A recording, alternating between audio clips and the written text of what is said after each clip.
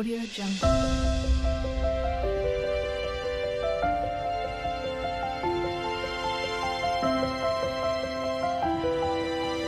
Audio Jungle. दोस्तों आज हम लोग बात करेंगे मॉडिफिकेशन टूल्स के बारे में। मॉडिफिकेशन टूल्स में मैंने दो वीडियो ऑलरेडी बना रखी हैं जिसमें कि मैंने move, copy, stretch, rotate, mirror, scale, trim and fillet in commands के बारे में वहाँ पे डिस्कशन हो गया है।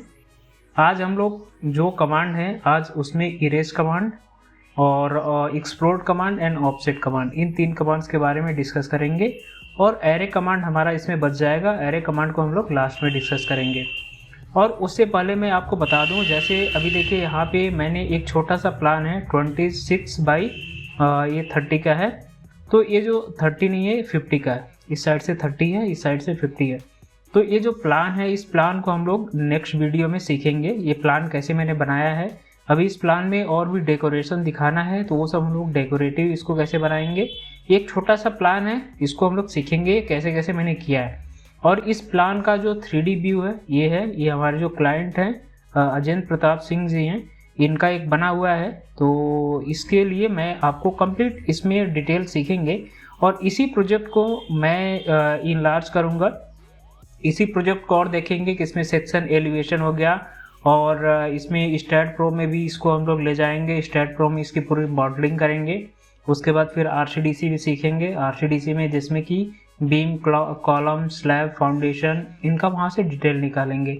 और उसके बाद इस जो यहाँ पे मैं प्लानिंग कर रहा हूँ इस प्लानिंग को हम लोग कंप्लीट सीखेंगे कि कैसे कैसे हम लोग, अगर एक प्लानिंग है और प्लानिंग के बाद अगर मुझे स्ट्रक्चर भी बनाना है तो उसको कैसे रिलेट करेंगे, कॉलम कहाँ प्लेसिंग करेंगे, प्लिंथ बीम कैसे बनाएंगे, टाई बीम कैसे देंगे। उसके बाद स्लैब पे जो होगा, स्लैब पे लटक बीम जो बनाते हैं या स्लैब के साथ जो बीम का मोनोलिथिक कंस्ट्रक्शन करते हैं वो कैसे सब बनाते हैं, वो हम लोग यहाँ पे सीखेंगे। तो आज के कमांड में मैंने जो यहाँ पे कमांड आपको बताया कि यहाँ पर देखेंगे आपको erase command. Erase command basically work कैसे करता है।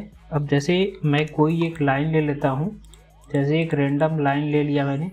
अब रेंडम लाइन ले लिया, अब इसमें मैं erase command, E for erase होता है। अब इरेज कमांड के लिए देखिए, जैसे लाइन अभी यहाँ पे ब्लैक कलर में है और जैसे मैं लाइन को सेलेक्ट करता हूँ तो लाइन का देखिए कलर जो होता है फेंट हो जाता है। अब यहाँ पर जितनी लाइन आप सेलेक्ट करेंगे कमांड लाइन में वहाँ पर दिखाएगा कि आपने कितने ऑब्जेक्ट फाउंड किया। तो यहाँ पर मैंने एक लाइन को सेलेक्ट किया तो एक ऑब्जेक्ट फाउंड किया, ऐसे मैंने दो लाइन को सेलेक्ट कर लिया।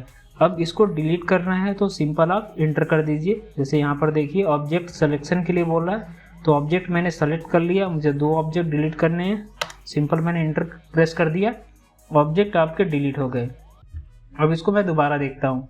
जैसे इसको अभी मैंने एक कमांड के थ्रू किया, अगर इसको आप कमांड नहीं यूज करना चाह रहे हैं तो सिंपल आप डिलीट बटन, पहले ऑब्जेक्ट को सेलेक्ट करिए और अपने जो कीबोर्ड है कीबोर्ड से डिलीट बटन दबा दीजिए।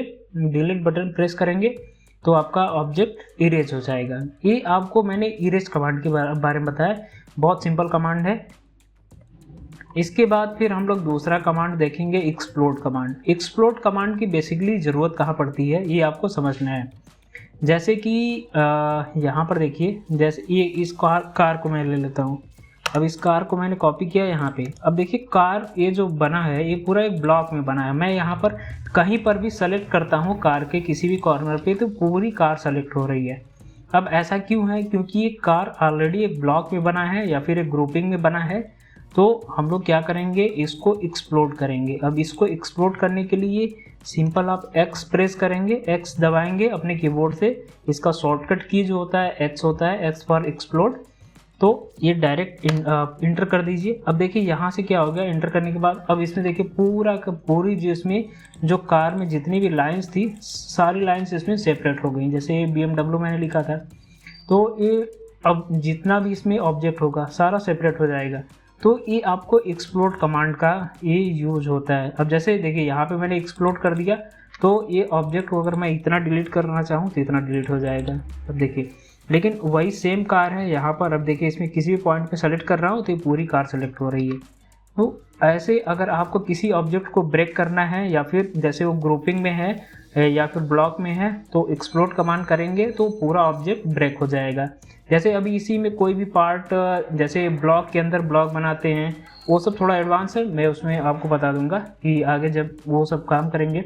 जैसे स्टीयरिंग में क्या है, स्टीयरिंग को अगर मैं अलग ब्लॉक से बनाया हूँ, जैसे अभी देखिए ये अभी सर्कल से बना हुआ है, इलिप्स से बना होगा, तो इसमें क्या है अगर मैं स्टीयरिंग को अलग ब्लॉक से बना रहा हूँ, इसमें जैसे छोटे छोटे पार्ट्स हैं सबको मैं अलग अलग ब्लॉक से बना दे रहा हूँ, उसके बाद कंबाइन कर दिया मैंने एक ब्लॉक में, तो जब पहली बार आप एक्स प्रेस करेंगे तो एक ओवरऑल ब्लॉक टूटेगा, उसके बाद फिर अलग अलग ऑब्जेक्ट को आप सेलेक्ट करके ब्लॉक को तोड़ सकते हैं।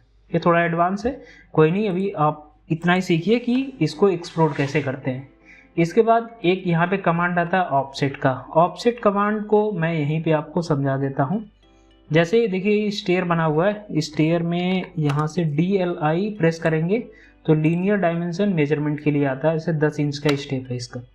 अब एक स्टेप बना है, इस स्टेप को मैं दोबारा बनाता हूँ आपको इसमें ऑफसेट कमांड की हेल्प से।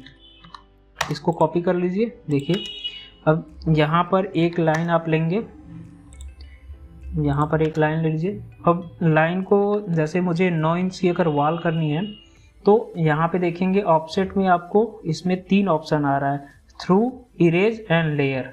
ये जो बाय डिफ़ॉल्ट होता है थ्रू सेलेक्ट होता है कि मतलब इस ऑब्जेक्ट के थ्रू मुझे ऑफसेट लेना है। तो देखिए यहाँ से मैंने ऑब्जेक्ट को सेलेक्ट किया।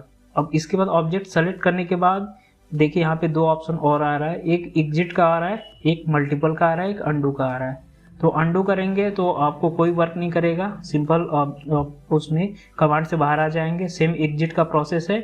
मल्टीपल अगर आप क्लिक कर देंगे तो मल्टीपल में क्या होगा, जैसे ही इसको मैं एक बार करके दिखाता हूँ आपको। ये देखिए 9 इंच मैंने ले लिया, दोबारा इसको करिए, ये 9 इंच मैंने ले लिया। अब देखिए यहाँ पे ऑब्जेक्ट सेलेक्ट हो गया।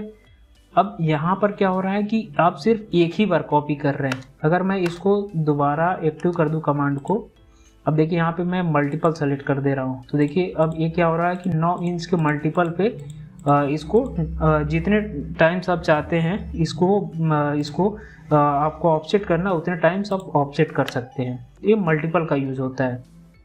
इसमें एक और आ रहा है ऑप्शन, उस ऑप्शन को भी हम लोग देख लेते हैं। जैसे मैंने ऑफसेट पे क्लिक किया, अब ऑफसेट में इसके बाद फिर एक इरेज का ऑप्शन आ रहा है।